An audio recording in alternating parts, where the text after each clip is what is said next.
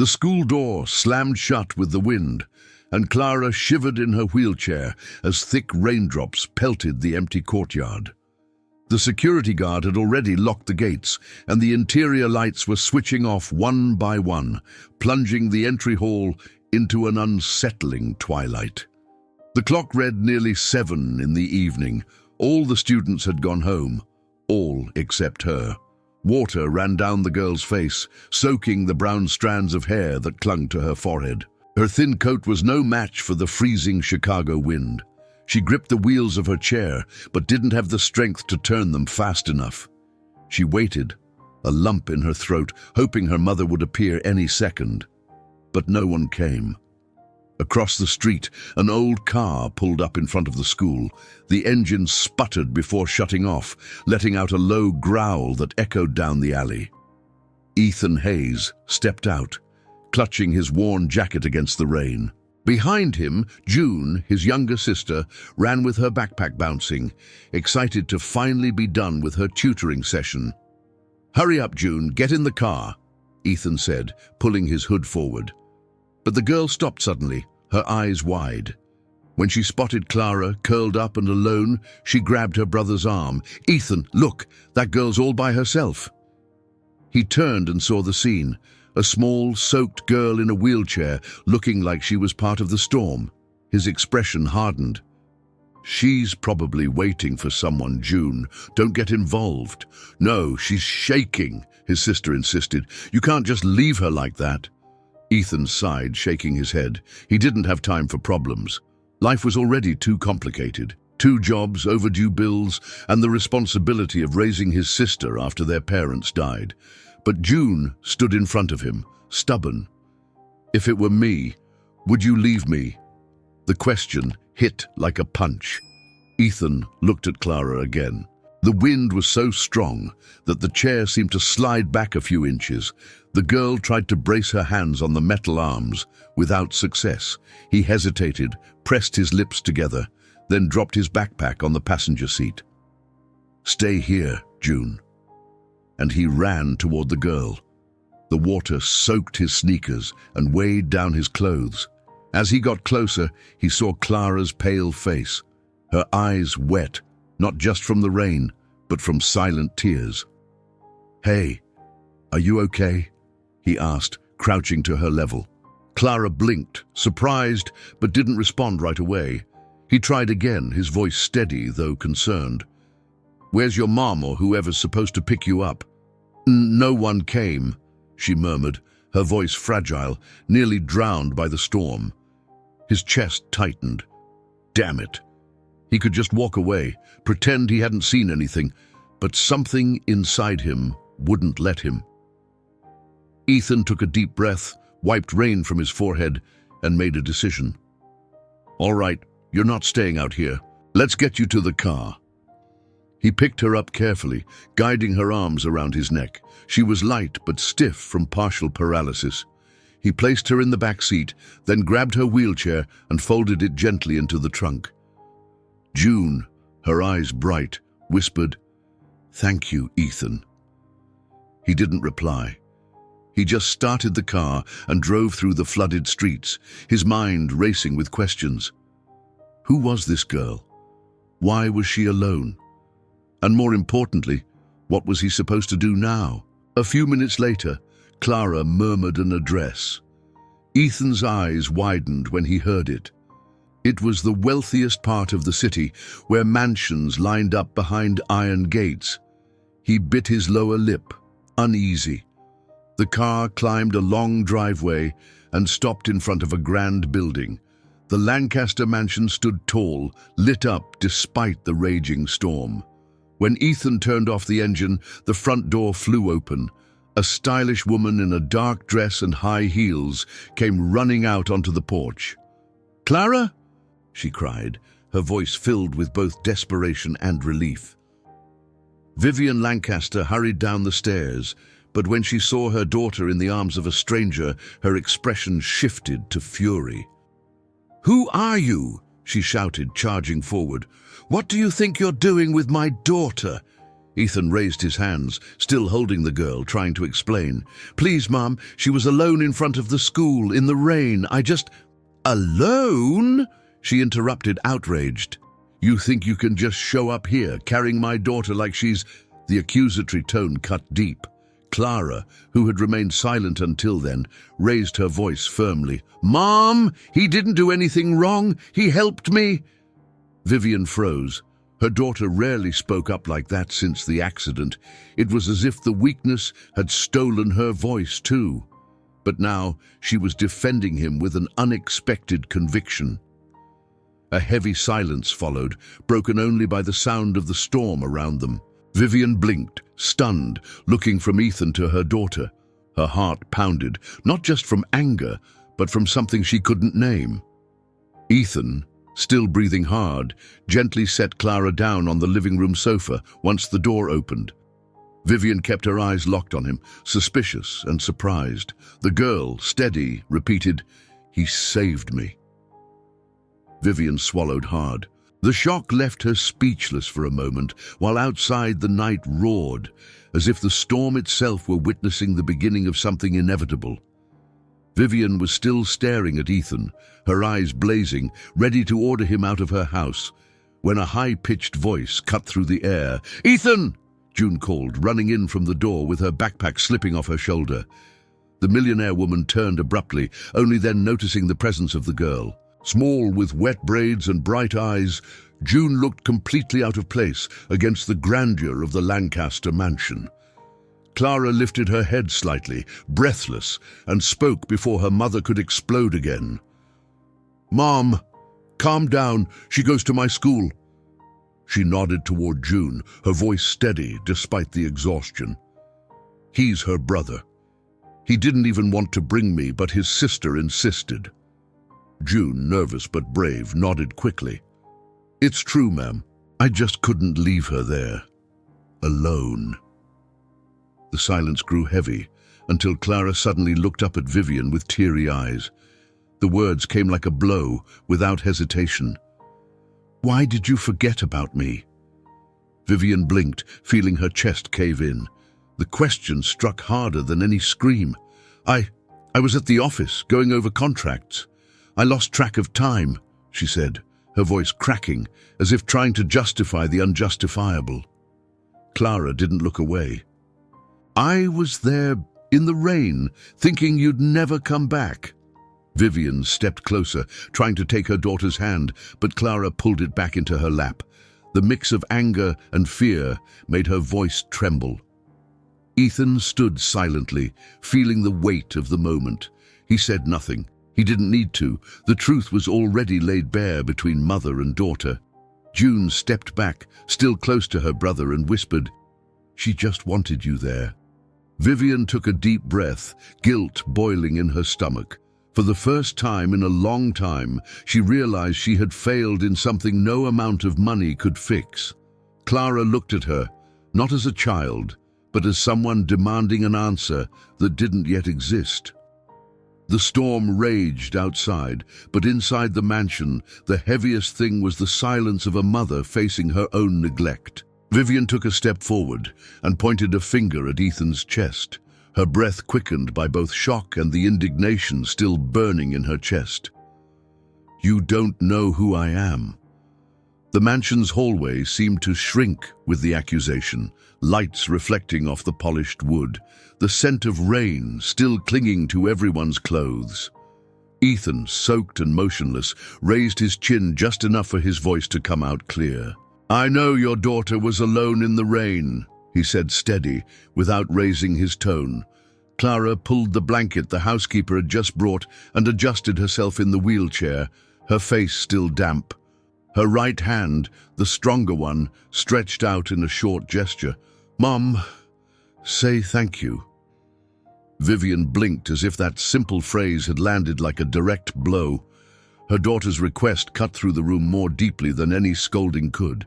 For a second, the wealthy woman seemed to lose her composure, but quickly recovered. She turned toward a sideboard near the staircase, opened a drawer with a sharp motion, and pulled out a checkbook and a silver pen. "You don't need to," she muttered, filling in the lines with the speed of someone closing a deal. Take this and move on. Ethan didn't even look at the amount. He reached out, took the check carefully, turned it between his fingers as if examining a strange object, and handed it back. I don't need your charity. The air in the room shifted. Vivian stepped back an inch, offended. The click of the pen cap being replaced sounded like a warning. I'm not offering charity. I'm compensating for the trouble. There was no trouble, Ethan replied. There was a girl in the rain. June, who had stayed near the door until then, couldn't resist. She took 3 steps into the room, her backpack brushing against the edge of the console table, and looked up at the crystal chandelier. Wow, she whispered in awe. Her curiosity crossed the room like a timid beam of light. She ran her fingers along the frame of a family portrait and stopped at an old photo. A man in a light suit, a discreet smile, his hand resting on the shoulder of a younger Clara. The girl approached reverently, like someone entering a museum. "Ethan, look at this," she said, then quieted down when she saw Vivian's stare. The housekeeper, Mrs. Patel, appeared with a soft towel and leaned in to dry Clara's hair.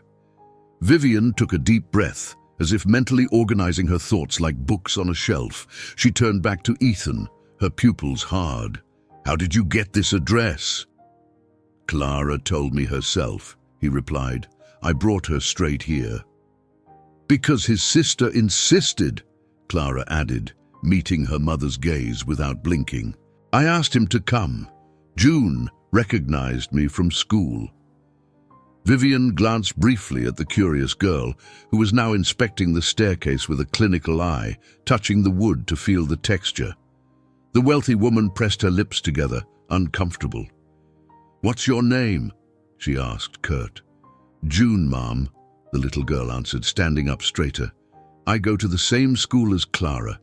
She was left there. The rain was heavy. I didn't want her to be alone." Ethan stepped closer to his sister and gently placed a hand on her shoulder, a protective gesture that needed no explanation. Vivian noticed. The simple movement carried a silent discipline, like someone used to taking care of others without expecting anything in return.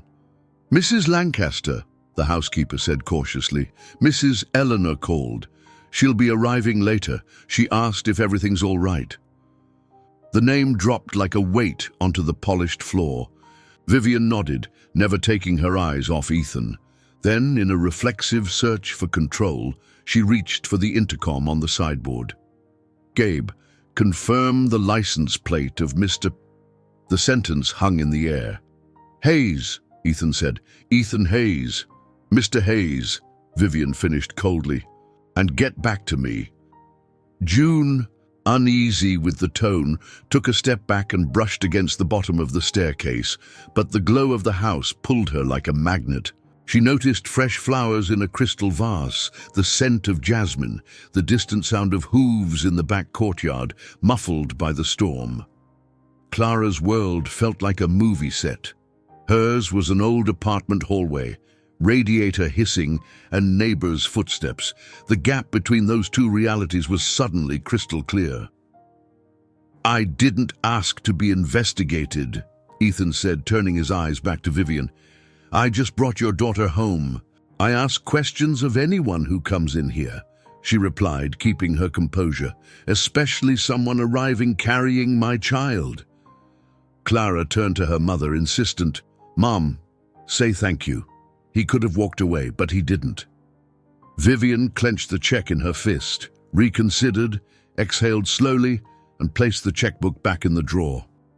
The word Clara demanded seemed too big to fit through her throat. Still, she pushed through the discomfort. "Thank you," she said, short. The silence that followed wasn't empty. It was the kind of pause where the pieces on the board shift position. Ethan gave a single nod. No smile. He didn't need to.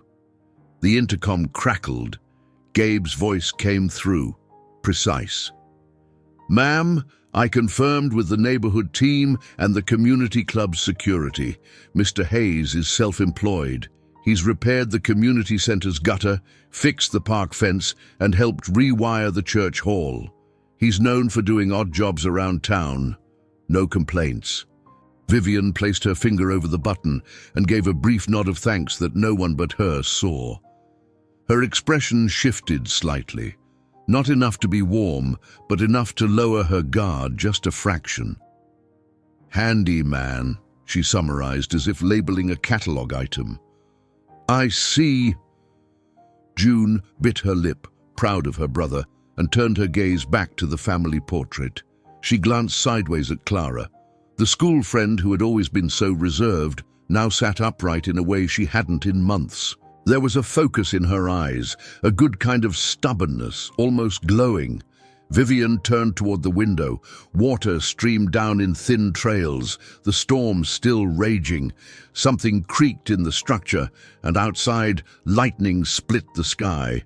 The sound reminded her of the crack earlier on the stable roof. A flicker of concern crossed her forehead. "The barn's leaking," Ethan said, unprompted, as if he'd read her mind.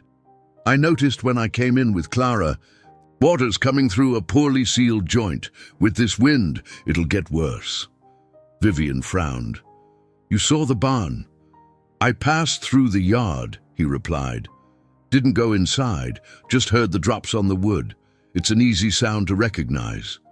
Clara turned to him, alert. "Can you fix it?" Ethan shrugged. "I can try. I'll need to take a closer look, but not tonight, not with this storm." Vivian crossed her arms, weighing her options. The Lancaster name came with the expectation of perfection, especially when it came to her property. Still, calling a company this late would be slow, noisy, and public, and she hated attention, especially with Eleanor lurking. "How much do you charge?" she asked, all business. "Depends on what I find," Ethan replied, standing firm. "I'll give you a quote afterward. If you don't like it, I'll leave." June tugged on his coat sleeve, excited. "He's good, ma'am. He fixed the outlets in our building when the super gave up, and he made the faucet stop whining," she said, blushing at having spoken too much. Vivian looked at the girl for a second, as if calculating the weight of those words. Then she turned back to Ethan. "I don't usually hire people without formal references," she said, mostly to herself. "But today, I need a solution, not protocol." Clara leaned forward, anxious, her hand tight on the armrest. "Let him stay, Mom." The housekeeper reappeared with a pair of dry towels and a worried glance at the water stains on the floor. "Ma'am, the back hallway floor is wet. If someone slips—" Vivian inhaled, made a decision, and spoke with the same direct tone she used in meetings. "All right, I'll accept a temporary arrangement. Short-term work this week only. You'll assess the barn tomorrow at 8. I expect discretion, punctuality, and no drama." Ethan nodded simply, like a man sealing a deal with a handshake. "I'll be here at 8. And don't bring anyone," she added automatically, trying to reclaim full control. June nearly raised her hand, but Ethan was faster. "She goes to school early," he said, shutting down the question. Clara let out a long breath, like she was finally able to really breathe. The tension in her shoulders eased a bit. The rain outside still fell, but inside the room the sound seemed to fade, because the rules of the game had just been established. Vivian glanced again at their wet clothes, the worn edge of Ethan's jacket, his scuffed boots lightly touching the flawless hardwood. The image offended and fascinated her at once. An outsider, with working hands, standing in the middle of her orderly world. The contrast annoyed her, but the sense of safety it brought Clara was impossible to ignore. "I'll ask them to prepare some coffee," the housekeeper said discreetly, not waiting for an answer. "No," Vivian interrupted reflexively. Then she softened her tone. "Make something warm for Clara, for the visitors. Water is fine." Ethan showed no sign of offense. "Water's fine." June gave Clara a quick smile and, on impulse, pulled a small crushed pack of chocolate cookies from her backpack. "Want one?" she asked, offering. Clara hesitated for a second, looked at her mother, then at June. She took one, bit a tiny piece, and the corners of her lips lifted slightly. "Thanks." Vivian held the stair railing, as if needing something physical to anchor herself.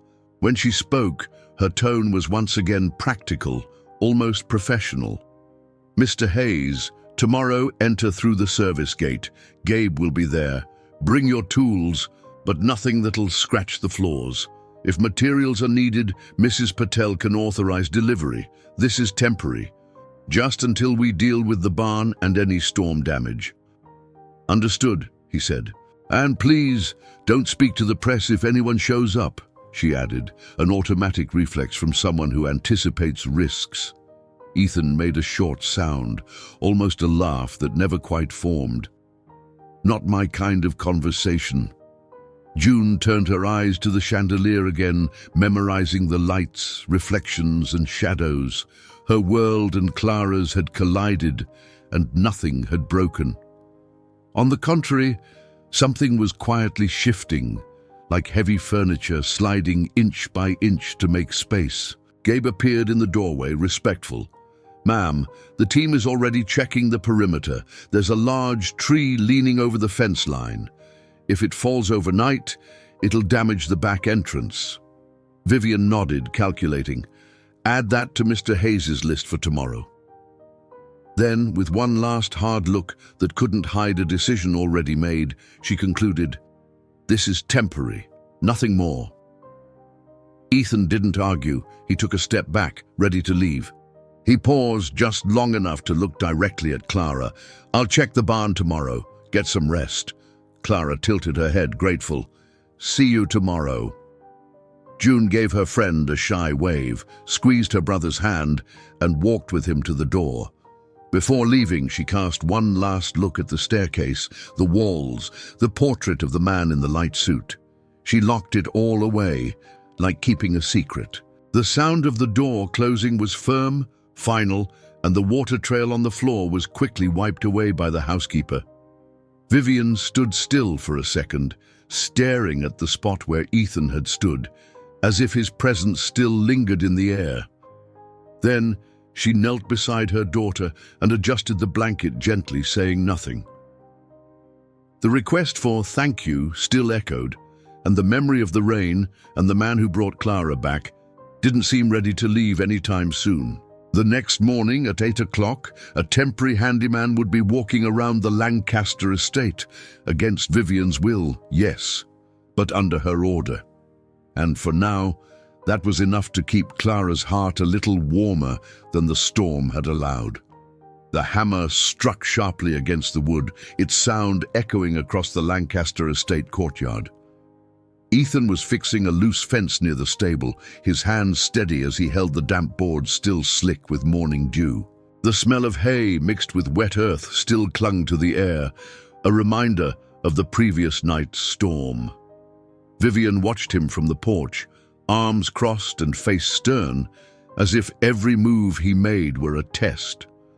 Since early morning, the handyman had been walking the grounds like he belonged there, inspecting roofs, doors, and windows. Her discomfort was obvious. She couldn't stand the idea of a stranger roaming freely around her property, especially one in worn clothes, without pedigree, without a last name that opened doors.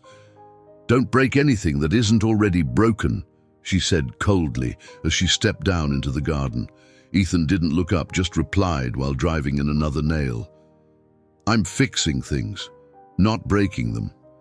Clara, watching from her wheelchair near the rose garden, let out a quiet laugh. Vivian shot her a look of reproach, but the girl pretended not to notice. Then she leaned forward slightly, her eyes gleaming. "Can I go with him to the stable?" Vivian was ready to say no immediately, but hesitated when she saw how animated her daughter looked, more than she had in months. Clara held her gaze with the kind of insistence that cut through resistance. "Just for a few minutes," her mother relented reluctantly.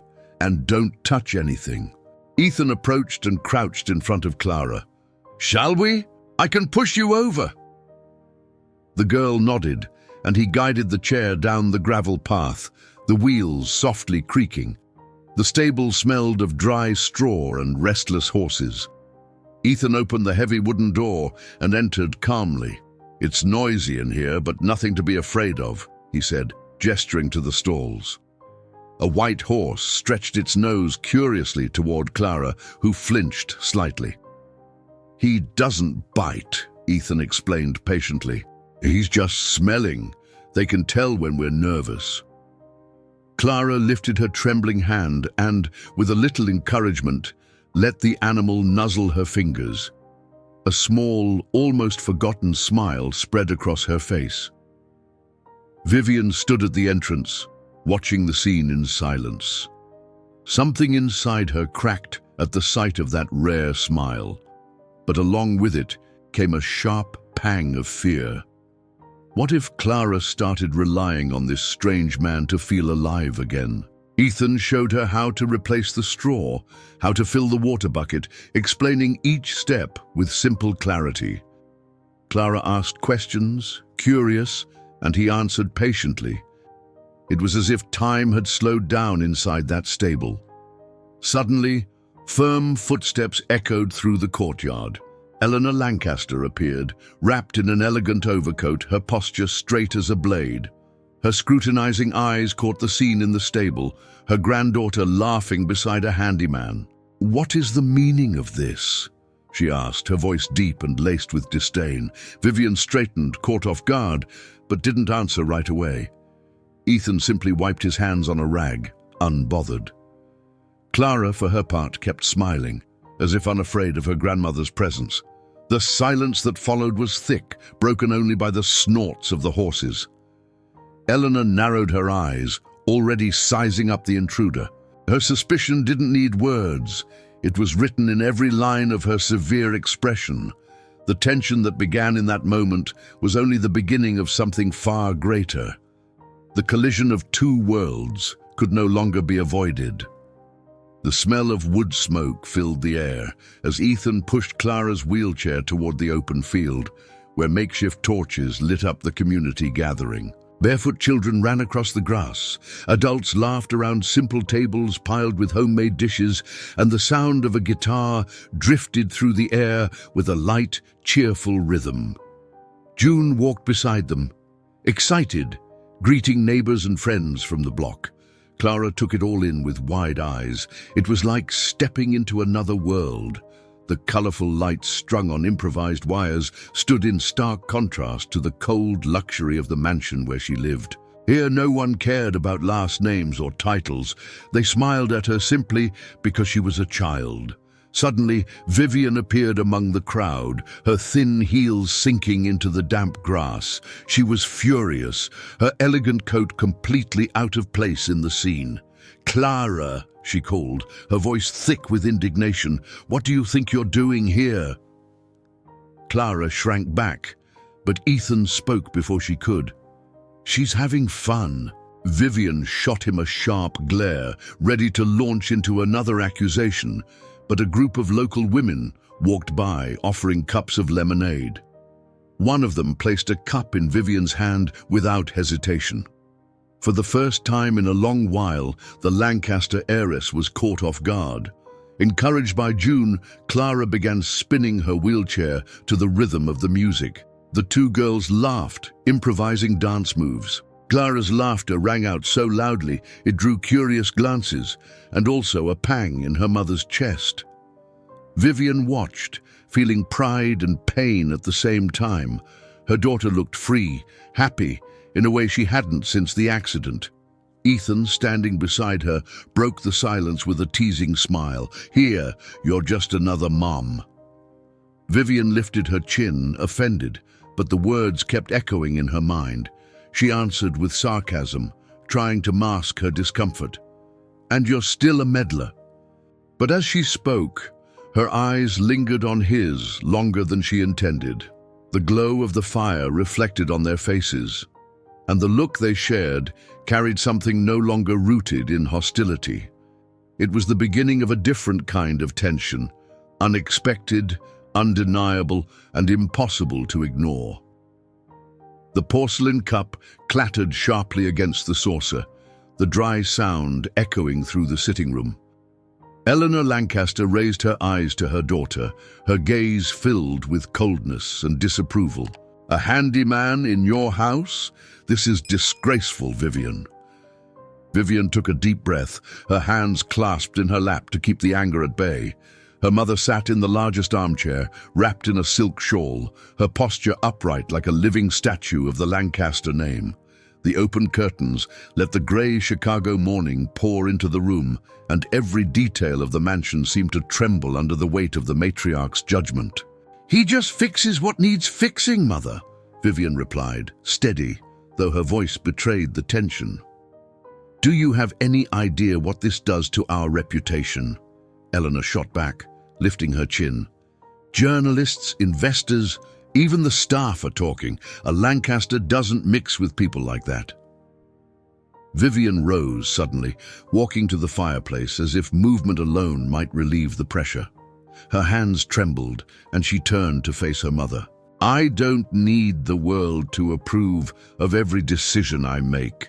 Eleanor leaned forward, resting her hand on the silver cane she used more for effect than necessity. "If you can't even take care of your own daughter, perhaps I should." The silence that followed hit like lightning. Vivian went pale, her lips parting in shock.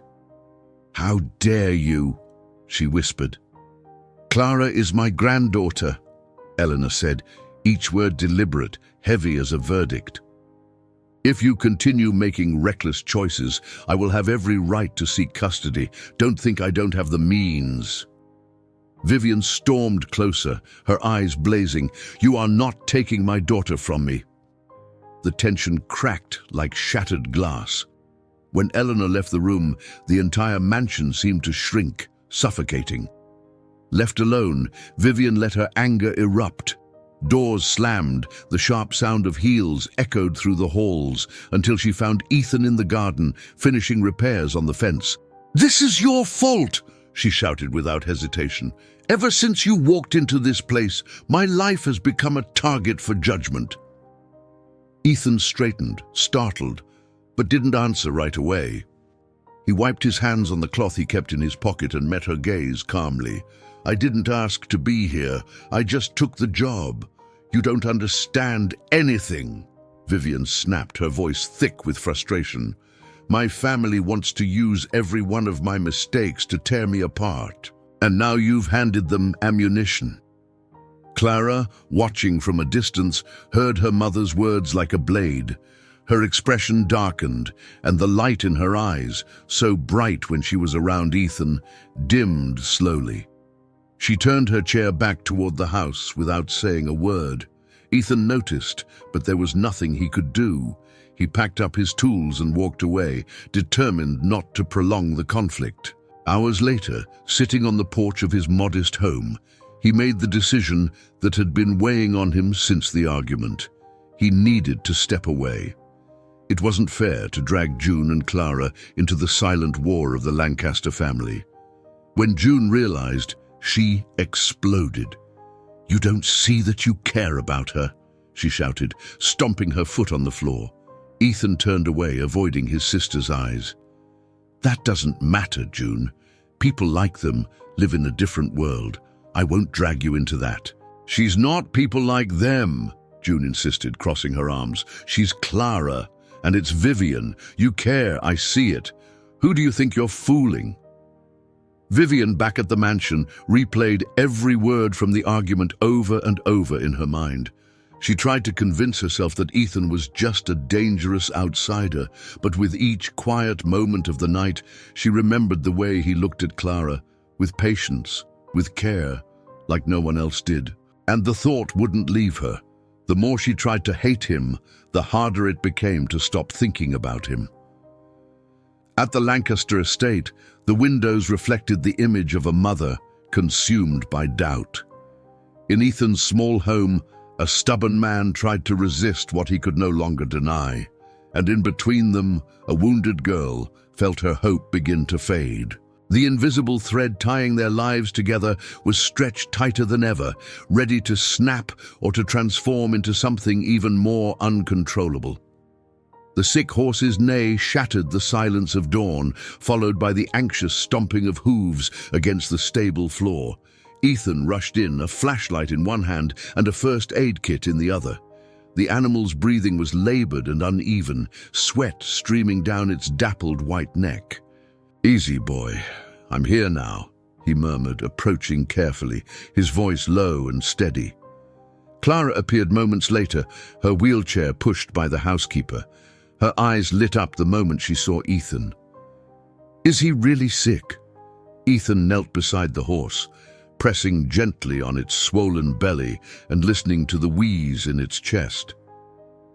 "He's got a bad case of colic, needs rest and clean water. If it doesn't ease up, we'll have to call a vet." Clara reached out to touch the damp mane. "Can I stay with him?" Ethan nodded, placing a bucket of fresh water near the stall. Vivian, who had been watching from the doorway, took a deep breath. She didn't want to admit it, but the relief of seeing Ethan take control of the situation was undeniable. Hours later, once the horse's condition had begun to improve, Clara made a sudden request. "Ethan, teach me how to plant flowers." He gave a crooked smile, wiping his hands on a rag. "Plant flowers? Out in the garden?" "Yes, I want to learn." The brightness in her eyes left no room for refusal. Ethan wheeled her out to the flower bed near the porch. He picked up a small spade and showed her how to dig into the damp earth. "You start by loosening the soil, like this. Then gently place the seedling in." Clara tried to hold the spade, but her hand trembled. He knelt beside her, guiding her fingers slowly until, together, they planted the first daisy into the soil. Vivian watched from a distance, silent. Her chest tightened at the sight of her daughter, so focused, her expression serene. A raw emotion stirred within her, but she kept it buried. When Clara smiled, pleased with the little patch of covered soil, Ethan said, almost absent-mindedly, "My mom loved flowers. She used to say each one was like a promise that life keeps going." Clara looked up at him. "And do you like them?" "I like what they stand for." His voice held a simple truth that struck deep. It was then that Vivian realized it. This man wasn't trying to impress anyone. He didn't choose his words to charm or win favor. He was simply honest, and that honesty was rare, almost painful to face. That same afternoon, the doorbell echoed through the mansion. Two men in dark suits stepped inside, carrying thick folders. Eleanor had kept her promise. She was formally petitioning for custody of Clara. Vivian felt her heart collapse. Her hands trembled as she signed the document acknowledging the notice. In the bedroom, locked away with her daughter, Vivian paced back and forth, unable to hide her panic. "They're trying to take you away from me," she murmured, her voice cracking. Clara watched her, scared. "Mom, what's going to happen to me?" Vivian dropped to her knees beside the wheelchair, tears streaming down her face. She had no answer. The weight of losing her daughter felt like it would crush her. Then Ethan walked in, bringing with him a steady, grounding silence. He approached slowly, saying nothing, just resting his hand on her shoulder. Vivian lifted her face, vulnerable, and found in his eyes something she hadn't seen in years: reassurance. "You're not alone," he said softly, but every word carried the weight of a promise. Without thinking, Vivian grasped his hand tightly. The roughness of his skin contrasted with the tenderness of the gesture. Clara moved, watched the silent connection forming between them. In that moment, it felt like the entire mansion had stopped, suspended in stillness. The first true contact, inevitable, undeniable, happened there. A touch that wasn't just for comfort, but for something neither of them could hide anymore. Vivian closed her eyes for a moment, letting herself lean into him, even if only for a second. And in his presence, fear finally seemed to find a crack wide enough to begin fading. Thunder cracked so loudly that the mansion's windows trembled. Clara, breathless, pushed the wheels of her chair with unusual force, racing down the dark hallway without anyone noticing. The storm raged over Chicago, lightning flashing in relentless bursts, and each strike seemed to ignite her fear like a wildfire. "Clara!" Vivian shouted, running through the hall the moment she found the empty bedroom. "Where are you?" No answer came. Instead, the muffled sound of wheels on stone flooring guided Ethan toward the barn. The side door swung wildly in the wind. He sprinted toward it, his coat soaked within seconds, heart pounding. Inside, the girl was trembling beside the sick horse, hugging herself tightly. Her voice was fragile, but clear enough for both of them to hear as they entered. "I don't want to die. I just want to be loved." Vivian dropped to her knees beside her daughter, tears mixing with the rain that had streaked her face. "Don't say that, sweetheart. You mean everything to me. I will never leave you. Never." Clara sobbed, pressing herself into her mother's embrace as if she wanted to disappear into her arms. Ethan approached slowly, not interrupting, just wrapping his strong arms around both of them. The moment seemed to suspend time, mother, daughter, and him bound together against the weight of the world. A flash of lightning lit the barn, revealing Vivian's tear-streaked face, eyes closed, and Ethan's gaze fixed on her with a wordless intensity. Clara nestled in closer, exhausted, her sobs softening into heavy breaths. Vivian lifted her eyes to Ethan, their faces only inches apart. The storm roared outside, but inside, the silence was full of meaning. He didn't move away. His hand remained firm on her back, like a pillar. "I thought I'd lost everything," she whispered, "but I can't lose her." "You won't," Ethan replied quietly, but with a conviction that burned. Vivian's gaze faltered for just a moment, and that was all it took. The kiss happened unplanned, intense, inevitable, while the storm outside began to ease. The sound of rain softened, as if the sky itself, witness to that unlikely union, had finally made room for peace. In the barn, 3 lives brought together by chance were now held together by the most improbable and most genuine bond they could have imagined. The massive wooden doors burst open in the Lancaster family's grand hall. The echo rang through the wide space where crystal chandeliers cast light across walls lined with portraits of ancestors. Vivian entered with her head held high, her simple dress starkly contrasting the surrounding luxury. Clara followed closely behind in her wheelchair, with Ethan pushing her. The room went cold as every eye turned to them. Eleanor was already seated at the table, surrounded by uncles, cousins, and advisors. The matriarch held a wineglass with the same iron grip she used to hold the family's reputation. Her voice sliced through the silence, steeped in authority. "Finally decided to show up, Vivian. Sit down. We need to discuss the future of this family." Vivian stopped in front of her and didn't move. Her silence lasted just long enough to make it clear she would not be taking orders. Then she took a deep breath and spoke, clear and firm. "I'm done living by your rules." Shock rippled through the room like a cold draft. Some relatives exchanged glances, others widened their eyes. Eleanor didn't react immediately. She just slowly turned her glass, as if weighing each word before delivering it. "Do you even understand what you're saying? Turning your back on our legacy is spitting on the empire that gave you your name." Vivian took a step forward, her gaze unwavering.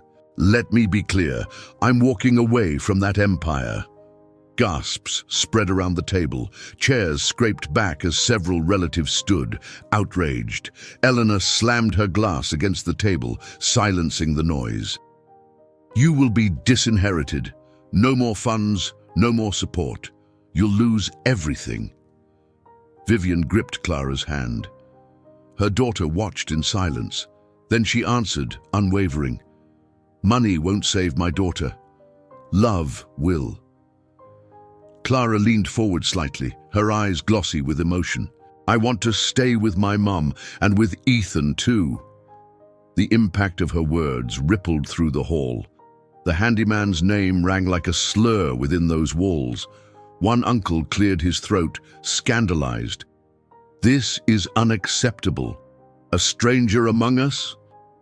But Vivian stood her ground. She placed a hand on Ethan's shoulder, drawing him close, and spoke loudly enough for all to hear. "He's not a stranger. He's part of my life now, part of our life." Eleanor rose slowly, leaning on her silver cane, eyes blazing with fury. "You dare defy centuries of tradition? You would shame the Lancaster name in all of Chicago?" Vivian didn't flinch. "If I have to, yes." The silence that followed was broken only by the distant sound of rain tapping against the stained glass. Then, with deliberate grace, Vivian turned and walked to Clara. Together, they crossed the hall under a storm of incredulous stares. Ethan walked beside them, steady, head high.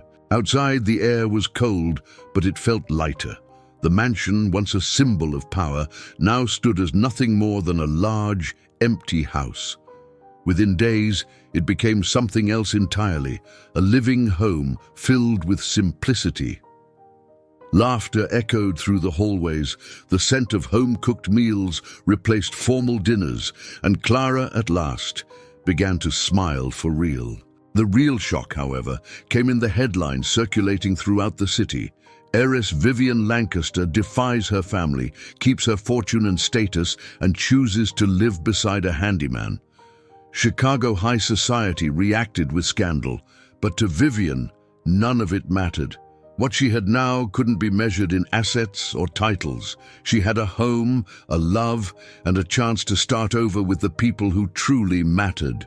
And as the buzz spread through the city, Vivian quietly closed the mansion doors behind her, certain that for the first time she was exactly where she was meant to be. What it meant to you.